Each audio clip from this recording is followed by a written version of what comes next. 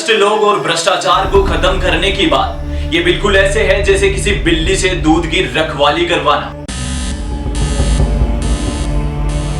आपको 18 मई 2024 का वेदांत का वो पोर्चे गाड़ी वाला केस जरूर याद होगा।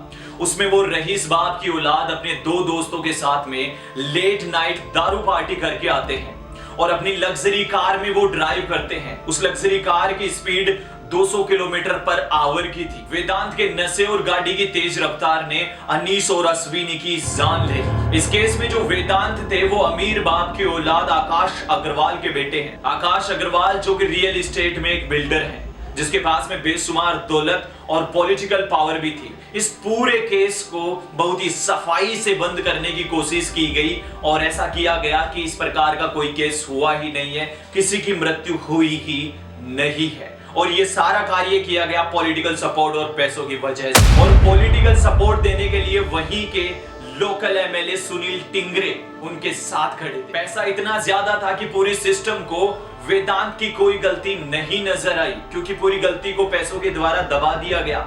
चाहे मेडिकल रिपोर्ट हो या फिर दिखने वाले सारे सबूत, सभी को छुपा दिया गया। 19 दिसंबर को वेदांत के खिलाफ केस दर्ज करवाया जाता है और इस केस को गलत तरीके से फाइल किया जाता है, जिसमें सेक्शन 304 ए के अंडर फाइल किया जाता है, ना कि सेक्शन 304 के अनुसार। सेक्शन 304 ए और सेक्शन 304 में एक डिफरेंस है। सेक्शन 304 ए के अंदर 2 साल की सजा होती है और वह 2 साल की सजा भी तब होती है जब गलती करने वाले को ये नहीं पता होता कि मेरी गलती की वजह से किसी की मौत हो सकती है, जबकि सेक्शन 304 के अनुसार ये गलती करने वाले को पता होता है कि मेरी गलती होने की वजह से किसी की जान जा सकती है और इस दौरान इस धारा के अनुसार 10 साल की सजा होती है। अब ये तो हम सभी जानते हैं कि शराब पीकर गाड़ी चलाने से किसी की मौत हो सकती है या तेज रफ्तार की वजह से किसी की मौत हो सकती है, यानी वेदांत का केस फाइल किया जाना चाहिए था सेक्शन 304 के अनुसार,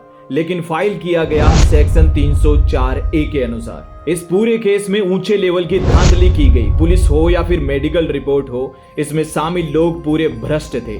कोर्ट के द्वारा वेदांत को सजा सुनाई गई तो कोर्ट ने कहा कि आपको सड़क के रूल एंड रेगुलेशन समझने होंगे और आपको 300 शब्दों का ऐसे भी लिखना होगा रोड एक्सीडेंट एंड सॉल्यूशन पर। अब आप बताइए ये कोई सजा है या फिर स्कूल का होमवर्क? एक रईस बाप की औलाद ने 2 युवाओं की जान ले ली और यहाँ पे 300 शब्दों का ऐसे इस सिस्टम के द्वारा लिखने को कहा जाता है। ये पूरे देश की इस सिस्टम की शर्मनाक बात है। इस वेदांत वाले पूरे केस को आप याद रखना, इस वीडियो में आगे भी चर्चा की जाएगी। आप जानते हैं इस वीडियो का असली लक्ष्य। 9 दिसंबर को बेंगलुरु में जॉब करने वाले अतुल सुभाष की जीवन लीला समाप्त हो जाती है। ये कोई आम व्यक्ति नहीं, अपितु शादीशुदा और एक बच्चा भी उसके था। साथ में अच्छे लेवल पर एआई टेक कंपनी में जॉब भी करता था। अतुल सुभाष की ये स्टोरी आपको ये सोचने पर मजबूर कर देगी कि आखिर भारत में ये क्या चल रहा है। आपने एक गाना जरूर सुना होगा, मैं समझा था तुम हो तो क्या और मांगू, मेरी जिंदगी में मेरी समझा था तुम हो तो क्या और मांगू, मेरी जिंदगी में मेरी आस तुम हो। ये दुनिया नहीं है मेरे पास तो क्या। परंतु इस गाने का यहाँ क्या महत्व है? अतुल सुभाष के साथ कुछ ऐसा ही हुआ।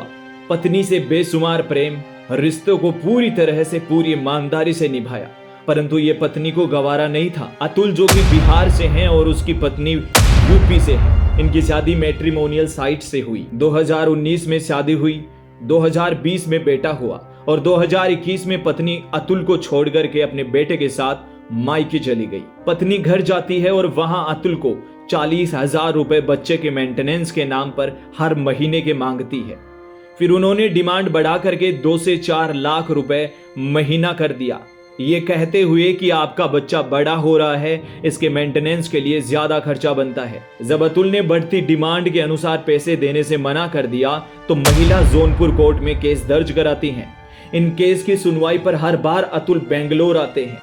इस दौरान अतुल लगभग 50 बार कोर्ट में आ चुके हैं। इस दौरान अतुल की पत्नी कहती है इस केस को शटल करने के लिए 1 करोड़ रुपए दे दो। उसके बाद अतुल की पत्नी अतुल से 3 करोड़ रुपए मांगती है। इस मामले में वहां की महिला जज भी 5 लाख रुपए मांगती है इस पूरे केस को सेटल करने के लिए। जब अतुल इतने पैसे नहीं दे पाता है तो अतुल पर पत्नी ने 9 अलग अलग केस लगा दिए।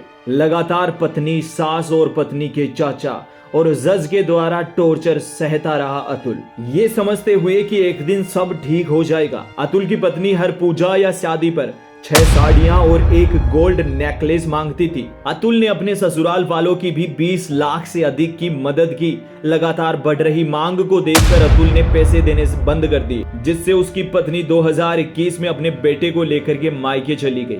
इसके बाद अतुल ने डाइवोर्स मांगा तो अतुल पर लगातार नोकेश लगा दिए। अब ये बात सुनकर तो आपका भी दिल दहक जाएगा। अतुल ने जब कोर्ट में जज को ये बताया कि NCRB की डेटा बताता है दहेज के झूठे केसों के चलते कितने ही मर्द हर साल सुसाइड करते हैं, तब उनकी बीबी और सास ने कहा अगर ऐसा है तो तुम सुसाइड क्यों नहीं कर लेते। आखिरी सुनवाई के दौरान सास ने अतुल को देखकर कहा कि अरे अभी तुम जिंदा हो। तब अतुल ने कहा कि अगर मैं मर गया तो तुम्हारी पार्टी कैसे चलेगी। तभी अतुल की सास ने कहा वो तो तभी भी चलेगी जब तुम मर जाओगे। तुम्हारे मरने के बाद में तुम्हारी सारी प्रॉपर्टी तुम्हारी बीबी के नाम हो जाएगी। साथ में तुम्हारे माता पिता के मरने के बाद भी पूरी प्रॉपर्टी तेरी पत्नी की हो जाएगी और तुम्हारा सारा खानदान कोर्ट के चक्कर काटेगा। अतुल की पत्नी के साथ ससुराल वालों का ये टॉर्चर अतुल नहीं सह सका। साथ में जज के द्वारा किसी प्रकार की न्याय नहीं मिली तो अतुल को इस बीच एक ही बात दिमाग में सूझी, सुसाइड करने का। अतुल ने अपने सुसाइड नोट में यह लिखा कि मेरी हड्डियों को तब तक मत बहाना जब तक मुझे इंसाफ ना मिल जाए, और अगर मुझे इंसाफ नहीं मिलता है तो मेरी हड्डियों को इस कोर्ट के सामने गटर में बहा दे। देश में महिलाओं को न्याय के लिए कानून बनना चाहिए और बना हुआ भी है और ये सही भी है, क्योंकि महिलाओं के ऊपर लगातार प्रताड़नाएं पुरुषों के द्वारा की जाती है जो कि एकदम गलत है। इसलिए महिलाओं के लिए न्याय को लेकर के कानून बनना भी चाहिए और बना भी है। लेकिन क्या पुरुषों का कुछ नहीं? अगर ऐसी महिला जो पुरुषों की तरह चालाक बनती है और गलत तरीके से पुरुषों को फंसाती है और उन्हीं को सजा दिलाती है, एक नहीं बल्कि 9-10 केस एक पुरुष पर कर दिए जाते हैं, तो क्या पुरुष कोर्ट में जाकर के ये कह सकता है कि मैं बेगुनाह हूं? क्या उसे न्याय मिल सकती है? अतुल को केस को देखिए, लगातार 4-5 साल से जुर्म सह रहा है, टॉर्चर सह रहा है, लगातार कोर्ट के चक्कर लगाए गए, लेकिन फिर भी जज के द्वारा कहा गया कि 5 लाख रुपए मुझे दो सेटल करने के। क्या ये न्याय है पुरुषों के लिए?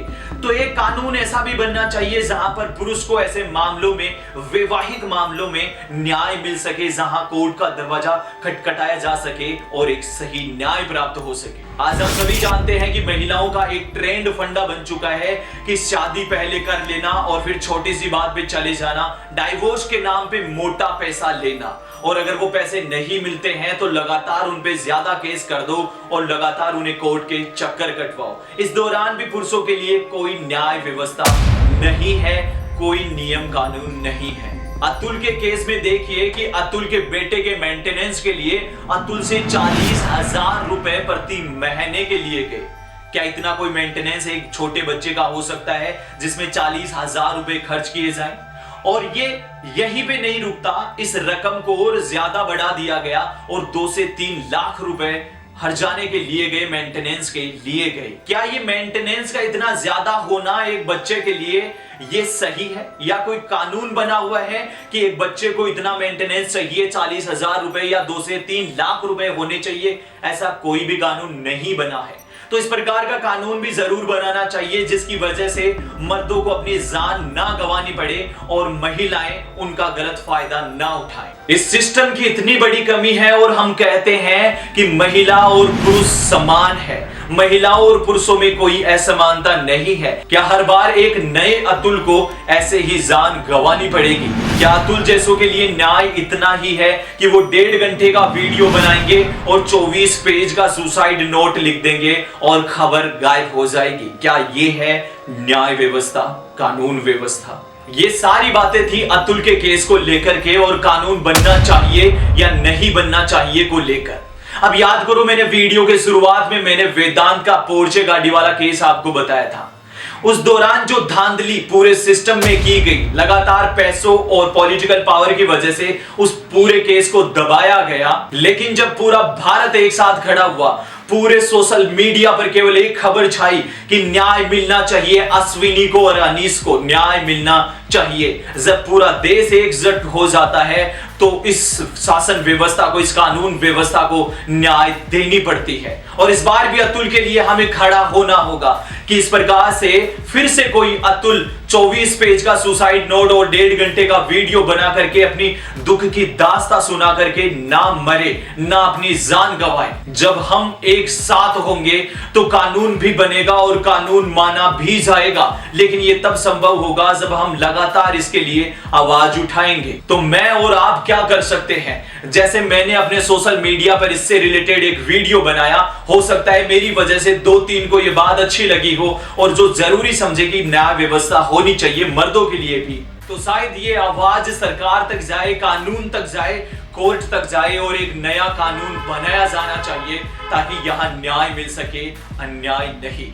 तो आपको करना यह होगा कि आप भी अपने सोशल मीडिया का इस्तेमाल कीजिए, अपने व्हाट्सएप, यूट्यूब, फेसबुक सभी का इस्तेमाल करके ये जरूर सरकार तक आवाज पहुंचाइए कि यहां न्याय होना चाहिए, कानून व्यवस्था बननी चाहिए। अगर आप ऐसे वीडियो बनाने में असक्षम हैं तो मेरे इस वीडियो को लगातार आप शेयर कर सकते हैं ताकि आगे ये बात चले और ये आवाज आगे तक पहुंचे, ना कि अखबार की सुर्खियां बन करके दब जाए। मैं उम्मीद करता हूं कि अतुल का ये दर्द आप भी समझ पाएंगे और इस कानून व्यवस्था के लिए आप भी अपनी भूमिका जरूर निभाएं। आप इस वीडियो को जरूर से शेयर कीजिएगा।